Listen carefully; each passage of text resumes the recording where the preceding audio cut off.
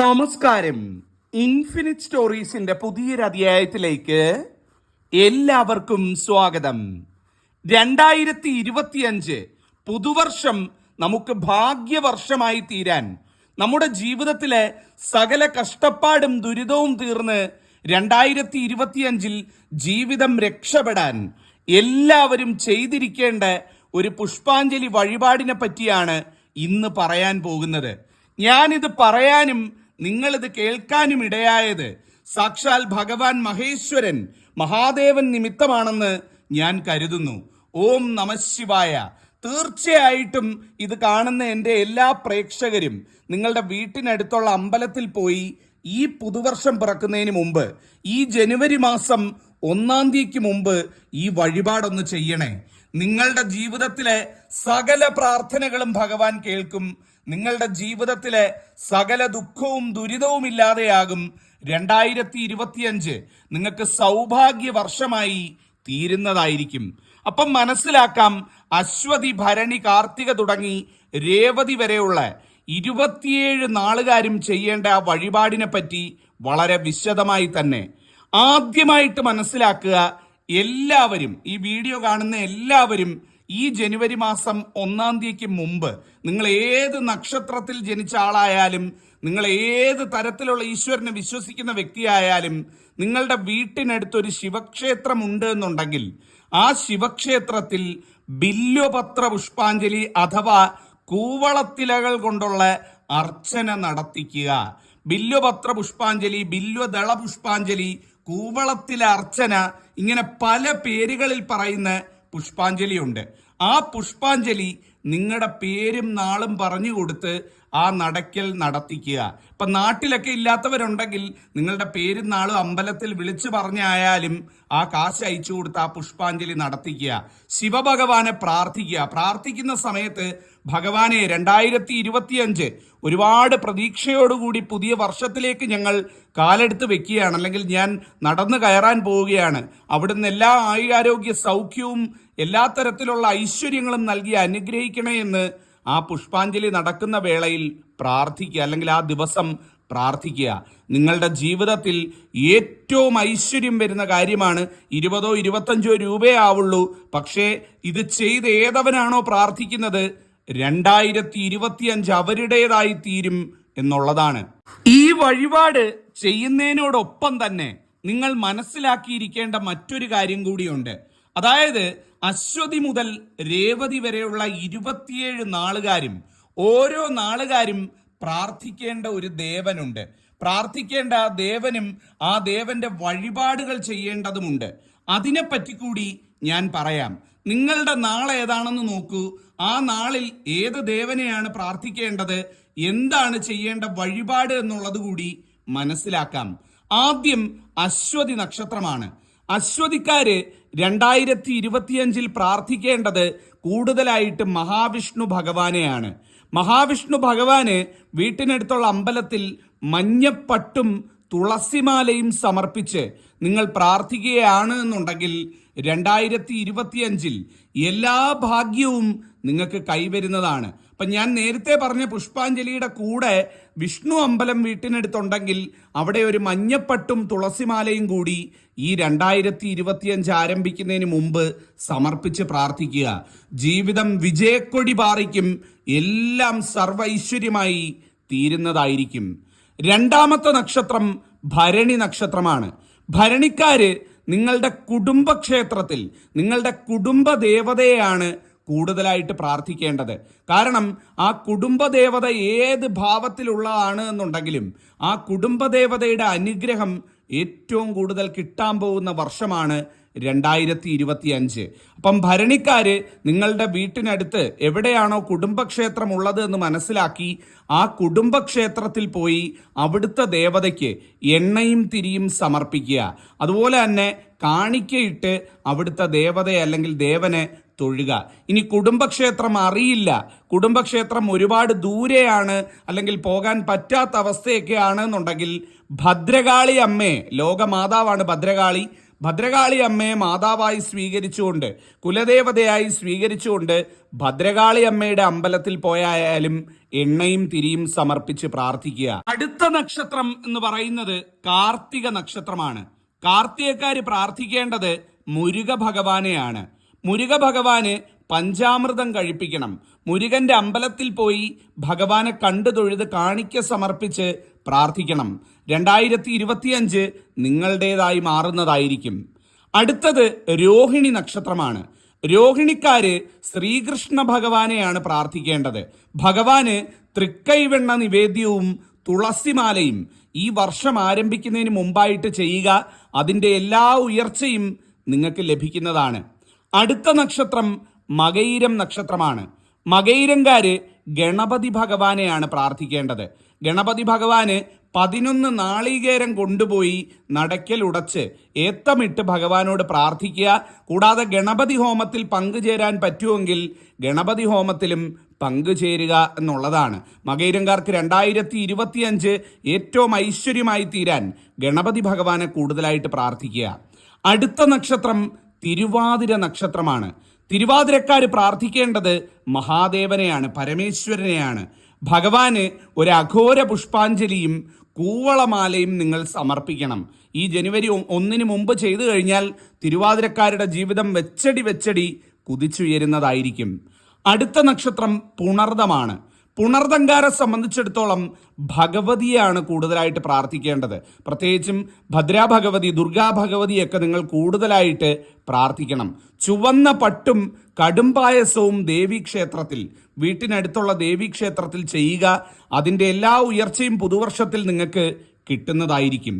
അടുത്ത നക്ഷത്രം പൂയം നക്ഷത്രമാണ്. പൂയങ്കാര് പ്രാർത്ഥിക്കേണ്ടത് ഭഗവതിയാണ്. അതായത് ഭദ്രകാളി അമ്മയെ പ്രാർത്ഥിക്കുന്നത് ഏറ്റവും ഗുണം ചെയ്യും.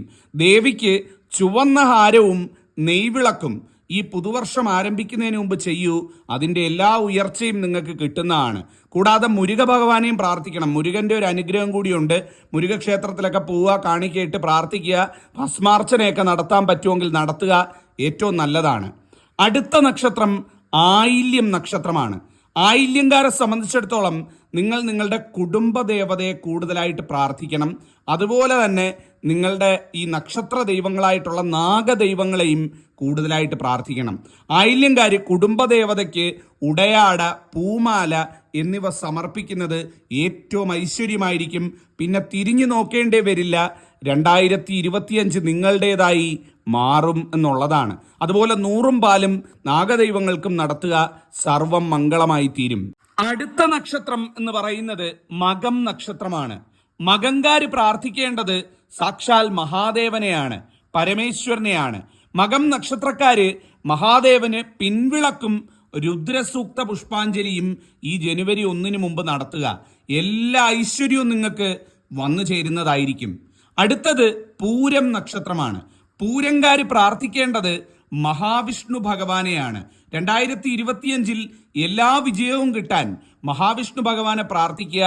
ഭഗവാന്റെ അമ്പലത്തിൽ പോയി 5 നെയ്വിളക്കും മഞ്ഞഹാരവും സമർപ്പിക്കുക. മഞ്ഞപ്പൂക്കൾ കൊണ്ട് കെട്ടിയ മാലയും സമർപ്പിക്കുക. 2025 എല്ലാ ഭാഗ്യവും നിങ്ങൾക്ക് കിട്ടുന്നതാണ്.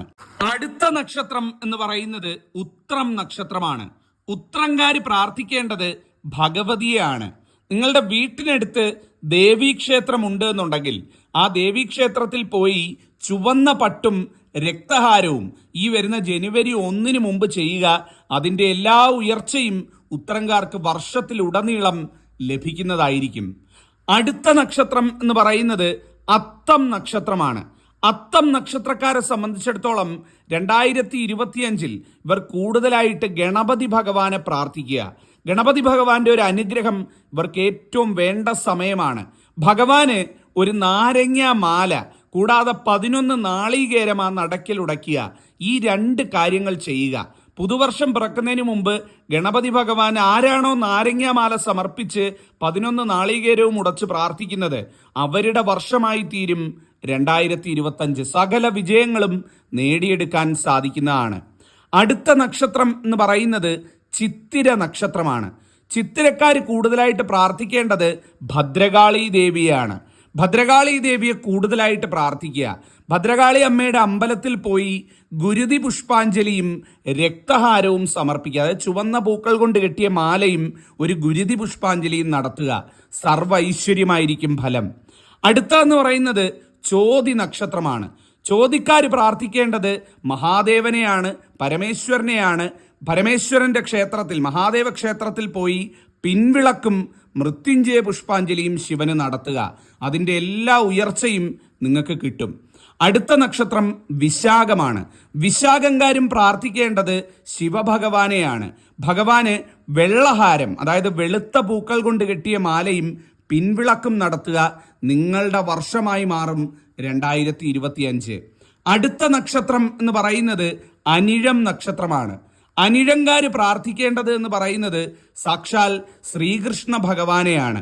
മഹാവിഷ്ണു ഭഗവാനെ അല്ലെങ്കിൽ ശ്രീകൃഷ്ണ ഭഗവാനെ, നാരായണനെയാണ് പ്രാർത്ഥിക്കേണ്ടത്. മഞ്ഞപ്പട്ടും മഞ്ഞഹാരവും ശ്രീകൃഷ്ണസ്വാമി ക്ഷേത്രത്തിൽ പോയി ഭഗവാന് സമർപ്പിക്കുക. നിങ്ങളുടെ ജീവിതം വെച്ചടി 2025 കുതിച്ചുയരും. അടുത്ത നക്ഷത്രം തൃക്കേട്ടയാണ്. തൃക്കേട്ടക്കാര് പ്രാർത്ഥിക്കേണ്ടത് സാക്ഷാൽ മഹാവിഷ്ണുവിനെയാണ്, നാരായണനെയാണ്. 5 നെയ്വിളക്കും മഞ്ഞപ്പട്ടും അതുപോലെ തന്നെ ഭഗവാന് മഞ്ഞഹാരവും സമർപ്പിച്ച് 2025 പിറക്കുന്നതിന് മുമ്പ് പ്രാർത്ഥിക്കൂ. നിങ്ങളുടെ വർഷമായി തീരും 2025. അടുത്ത നക്ഷത്രം മൂലം നക്ഷത്രമാണ്. മൂലങ്കാര് പ്രാർത്ഥിക്കേണ്ടത് ശിവഭഗവാനെയാണ്. ഭഗവാന് അഘോര പുഷ്പാഞ്ജലിയും കൂവളമാലയും പിൻവിളക്കും ഈ 2025 മുമ്പ് നടത്തൂ. നിങ്ങൾക്ക് സകല ഐശ്വര്യവും വന്നു ചേരും. അടുത്ത നക്ഷത്രം പൂരാടമാണ്. പൂരാടംകാര് പ്രാർത്ഥിക്കേണ്ടതും ശിവനെ തന്നെയാണ്. വീടിനടുത്ത് ശിവക്ഷേത്രം ഉണ്ട് എന്നുണ്ടെങ്കിൽ അവിടെ പോയി ഭഗവാനെ കണ്ടു തൊഴുത് പ്രാർത്ഥിക്കുക. പിൻവിളക്കും കൂവളമാലയും ഭഗവാന് സമർപ്പിക്കുക. കൂടാതെ ഭദ്രകാളി അമ്മയും പ്രാർത്ഥിക്കുക. ഭദ്രകാളി ക്ഷേത്രമൊക്കെ ഉണ്ടെങ്കിൽ അവിടെ പോയി ഒരു കടുംപായസമൊക്കെ നടത്തുന്നത് പൂരാടംകാർക്ക് എല്ലാ ഐശ്വര്യവും കൊണ്ടുവരുന്ന ഒരു സമയമാണ്. അടുത്ത നക്ഷത്രം എന്ന് പറയുന്നത് ഉത്രാടം നക്ഷത്രമാണ്. ഉത്രാടംകാര് പ്രാർത്ഥിക്കേണ്ടത് ഭദ്രകാളി ഭഗവതിയാണ്.